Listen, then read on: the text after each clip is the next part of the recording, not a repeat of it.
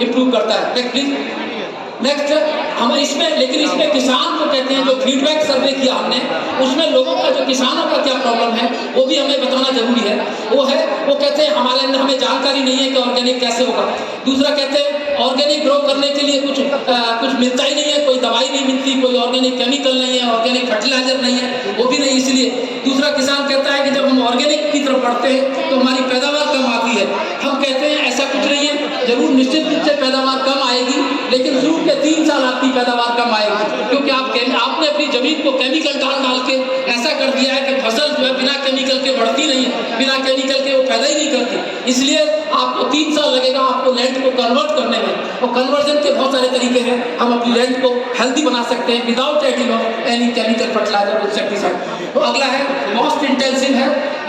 Next है market price की वजह से कोई गवर्नमेंट की तरफ से आज की डेट में, जैसे गवर्नमेंट एमएसपी करती है, मिनिमम सपोर्ट प्राइस फिक्स करती है कि इन प्रोडक्ट का, उसी तरह से ऑर्गेनिक प्रोडक्ट का अभी तक गवर्नमेंट कोई एमएसपी निर्धारित नहीं करती कि ये ऑर्गेनिक गेहूं है तो इस भाव मिलेगा, ये दाल है तो इस भाव मिलेगी। तो गवर्नमेंट की तरफ से भी दूसरा एग्रो इनपुट्स नहीं मिल पा रहे हैं ऑर्गेनिक किसानों को इस वजह से, और लेंथी सर्टिफिकेशन प्रोसेस, जो इसका सर्टिफिकेट लेना है बिना सर्टिफिकेशन के आप कोई ऑर्गेनिक प्रोडक्ट मार्केट में नहीं बेच सकते, तो इसलिए इसका प्रोसीजर भी थोड़ा लेंथी है।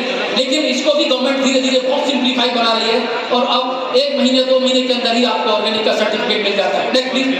Now RAB initiative towards, RAB ने क्या किया है, हमने क्या किया है, हम 1 साल का अपना रोड, 1 साल का हम आपको अपना खाता, वही खाता, तो 1 साल का हम अपना रिकॉर्ड आपके साथ शेयर करना बहुत जरूरी है, क्योंकि आप ही हैं जो हमको इस काम को करने के लिए प्रमोट करेंगे। तो हमें अपना वही खाता भी आपके सामने रखना जरूरी है। और उसमें क्या आरएबी ने अब तक क्या किया है, हमने जो ऑर्गेनिक फार्मिंग की लैंड में हमारी 400 एकड़ के करीब लैंड थी, उस लैंड में से सर्वे करके हमने आइडेंटिफाई कर लिया कि कितनी लैंड हमारी अभी ऑर्गेनिक में इमीडिएट हो सकती है, उसका सर्वे कर लिया।